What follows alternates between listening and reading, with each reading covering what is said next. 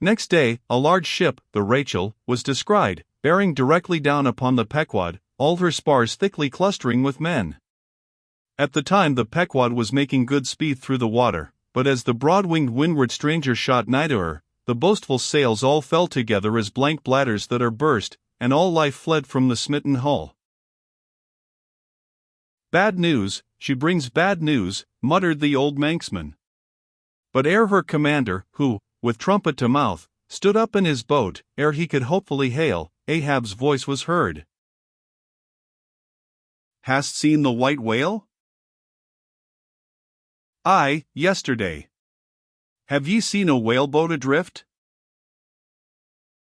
Throttling his joy, Ahab negatively answered this unexpected question, and would then have fain boarded the stranger, when the stranger captain himself, having stopped his vessel's way, was seen descending her side. A few keen pulls, and his boat-hook soon clinched the Pequod's mainchains, and he sprang to the deck. Immediately he was recognized by Ahab for a Nantucketer he knew. But no formal salutation was exchanged. "Where was he? Not killed, not killed," cried Ahab, closely advancing. "How was it?" It seemed that somewhat late on the afternoon of the day previous, while 3 of the strangers' boats were engaged with a shoal of whales, which had led them some 4 or 5 miles from the ship, and while they were yet in swift chase to windward, the white hump and head of Moby Dick had suddenly loomed up out of the water, not very far to leeward, whereupon, the 4th-rigged boat, a reserved one, had been instantly lowered in chase. After a keen sail before the wind, this 4th boat, the swiftest keeled of all, seemed to have succeeded in fastening, at least, as well as the man at the masthead could tell anything about it. In the distance he saw the diminished dotted boat, and then a swift gleam of bubbling white water, and after that nothing more, whence it was concluded that the stricken whale must have indefinitely run away with his pursuers, as often happens. There was some apprehension, but no positive alarm, as yet. The recall signals were placed in the rigging, darkness came on, and forced to pick up her 3 far to windward boats ere going in quest of the 4th one in the precisely opposite direction. The ship had not only been necessitated to leave that boat to its fate till near midnight, but, for the time, to increase her distance from it. But the rest of her crew being at last safe aboard, she crowded all sail, stunsail on stunsail, after the missing boat, kindling a fire in her trypots for a beacon, and every other man aloft on the lookout. But though when she had thus sailed a sufficient distance to gain the presumed place of the absent ones when last seen, though she then paused to lower her spare boats to pull all around her, and not finding anything, had again dashed on, again paused, and lowered her boats, and though she had thus continued doing till daylight, yet not the least glimpse of the missing keel had been seen. The story told, the stranger captain immediately went on to reveal his object in boarding the Pequod. He desired that ship to unite with his own in the search, by sailing over the sea some 4 or 5 miles apart, on parallel lines, and so sweeping a double horizon, as it were. "I will wager something now," whispered Stubb to Flask, "that someone in that missing boat wore off that captain's best coat, mayhap, his watch, he's so cursed anxious to get it back. Whoever heard of 2 pious whale ships cruising after one missing whaleboat in the height of the whaling season? See, Flask, only see how pale he looks, pale in the very buttons of his eyes. Look, it wasn't the coat, it must have been the—" "My boy, my own boy is among them. For God's sake, I beg, I conjure," here exclaimed the stranger captain to Ahab, who thus far had but icily received his petition. "For 48 hours let me charter your ship. I will gladly pay for it, and roundly pay for it, if there be no other way. For 48 hours only that, you must, oh, you must, and you shall do this thing." "His son," cried Stubb, "oh, it's his son he's lost." "I take back the coat and watch. What says Ahab?" "We must save that boy."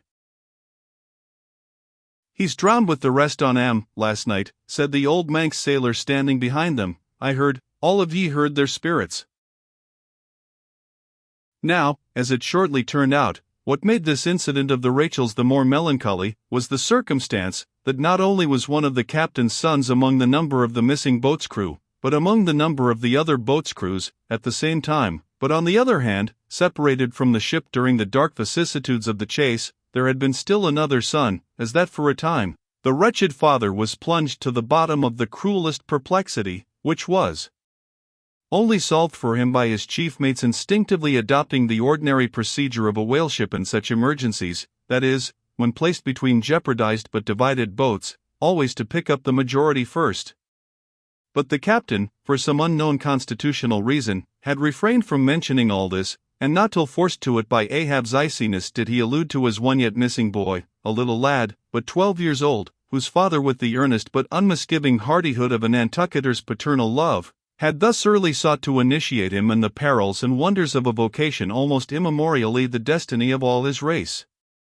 Nor does it unfrequently occur that Nantucket captains will send a son of such tender age away from them, for a protracted 3 or 4 years' voyage in some other ship than their own, so that their first knowledge of a whaleman's career shall be unenervated by any chance display of a father's natural but untimely partiality, or undue apprehensiveness and concern.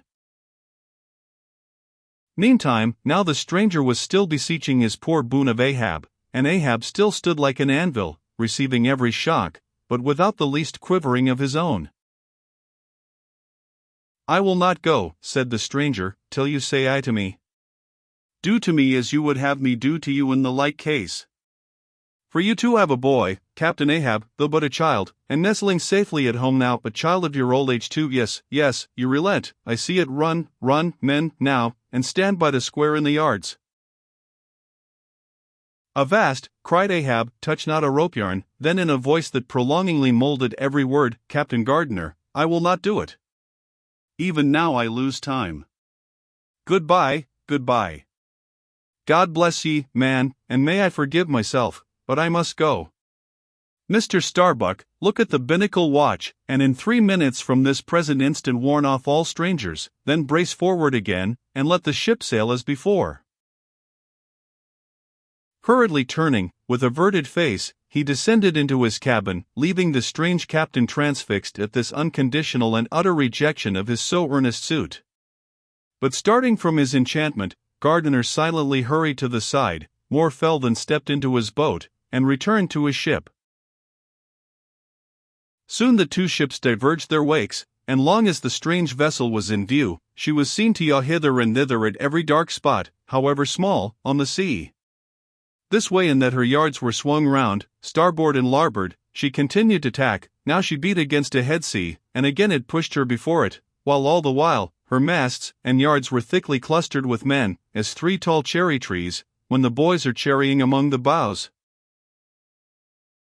But by her still halting course and winding, woeful way, you plainly saw that this ship that so wept with spray, still remained without comfort. She was Rachel, weeping for her children, because they were not.